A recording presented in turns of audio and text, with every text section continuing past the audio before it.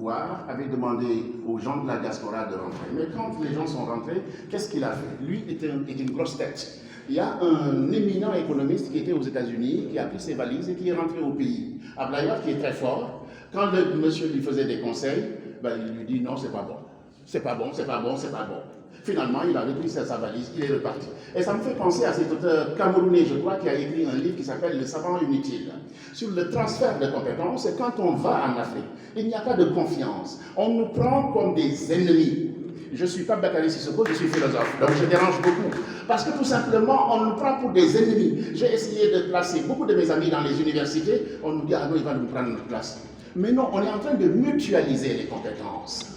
Mutualiser. Alain Beng est en train de le faire avec Cœur Connect, à Cœur Massar. C'est-à-dire que la diaspora et les locaux, on travaille la main dans la main. Parce que les ressources humaines sont partout. Et monsieur, vous l'avez très bien dit, la formation, il faut qu'elle soit adéquate.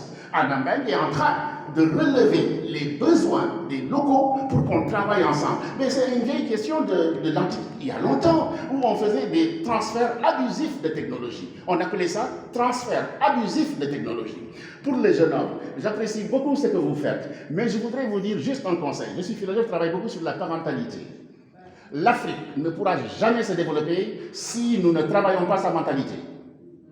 Il faudrait... Alors, on se moque de Senghor, mais Senghor a tout dit sur la culture. Si on ne se comprend pas, on ne peut pas agir.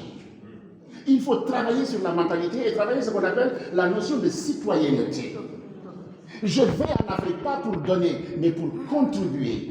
On échange, c'est donnant-donnant. Nous sommes tous capables. Mettez ça dans votre tête, jeune homme, parce que c'est très important. Ils sont très forts, extrêmement forts. Je vais au Sénégal former des cadres.